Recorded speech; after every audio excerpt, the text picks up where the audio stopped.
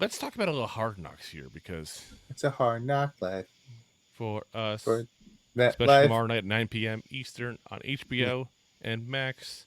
Yeah, it's a That's where. hard knock life for Met Life. By the way, it's just me or is the background getting cooler and cooler looking behind me as the sun starts going down? I'm telling you, that green background you got going on, it's Yeah. very, very nice. Except the camera keeps going in out of focus. I'm using the Yeah. backup camera here. That's what happens when I travel and get all the backup stuff here. But yeah, so on Hard Knocks, the showrunners of Hard Knocks were on the Locked On Giants program with Pat Traina, and it was a nice episode there. Not that her stuff's never not good. She's pretty good overall. She's pretty honest usually on what's going on with the Giants there. But you got the two showrunners were on Paul Camarata. I may be mispronouncing the name to be honest with you there, and Emily Cameron, who luckily has an easy name. So Paul was the one with basically the major quotes though that were given. So first one is there was like a momentum undertaking. That was like a momentum. That was like a monumental undertaking, and they certainly helped us whittle out what seemed to be the big stories. And that's talking about the editing process and what deciding what to put on the show and what not to. So, they made it seem like the Giants helped them and kind of worded it as a friendly thing. But let's really look at that. They certainly helped us whittle out what seemed to be the big stories. That tells you right there. The Giants helped them editing the whole program. We've said it before. I know that people are like, oh, it's just for competitive reasons. You can have that for a very broad thing. That's not to say that Yeah, the Hard Knocks weren't that way. I'm not saying that Hard Knocks gave Giants extra editorial processing that other teams didn't have. But that's what it is. And then they said, goes on to say, it's always been about competitive balance and protecting the integrity of a team, not disclosing almost inadvertently to our not understanding of it. It's always critical when we do these shows, and the Giants were no different, where we establish that trust is that we're gonna cut the show, we're gonna tell the story, but we're gonna have a chance, but you're gonna have a chance to look at it and approve the content. So yeah, the Giants point blank had the ability to edit the show. Those comments legit put it to rest. yeah. So for those people to Just keep on saying this is it's just for competitive reasons only, they can only do this that. No, they had the full abilities to edit this whole show, guys. That's what we've been saying since day one. Because competitive is such a broad term. So he basically just said it there. Now, yeah. Now everyone when they hear, especially as football fans, they think competitive is going on the field playing other teams. Competitive also means hiring players, drafting players, yeah, picking up players, free evaluating agents, coaching, evaluations.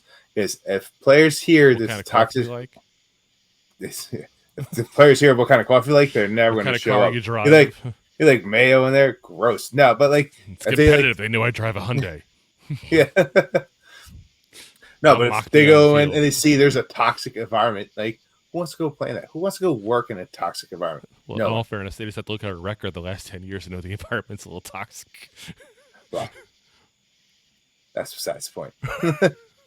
So, as Deb says, I thought my max had run out, but signed in and was able to watch Hard Knocks. Yay. Still fun to watch. I like the preseason Hard Knocks better than training camp shows. Listen, I like it a lot. I'm not knocking it in that regards. I just think people need to recognize what it is and recognize that they're showing you what they want you to see. Exactly. So like people are Just thinking like like, oh all my god, I reality TV got these show. great things, these great insights. Like no, the Giants are force feeding us what they want us to know. So some of this, and this is a lot like when you see an interview and you see things. So like we talked about it before. You got to read between some of the lines of what's going on there.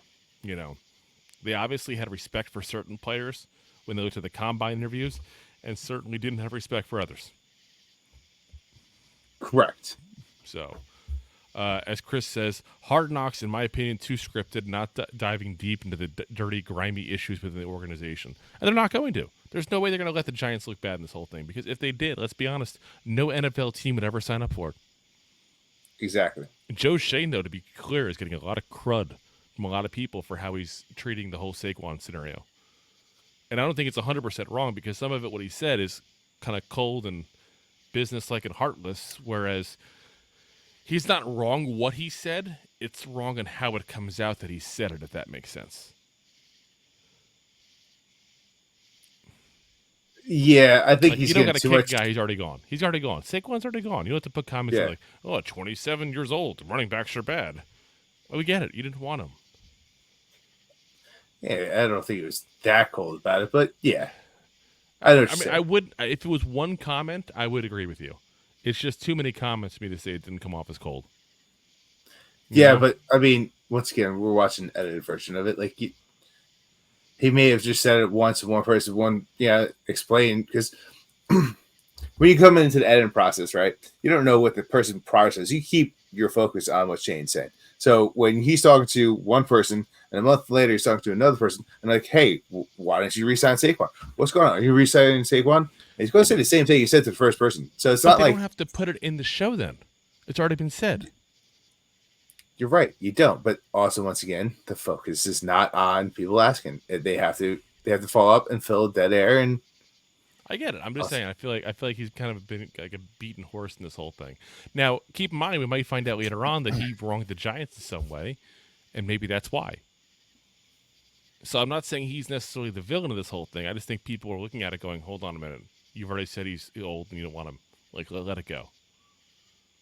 And I get that side of it. I really do. yeah, I'm not saying you're wrong either. I get it too. Especially for a guy that's been with them for years and, gave him a lot while he was there. So, all right. Thanks for listening to Two Giant Goofballs, a New York Giants podcast. We appreciate your support. Thanks so much. Please, I'm begging you. Please subscribe.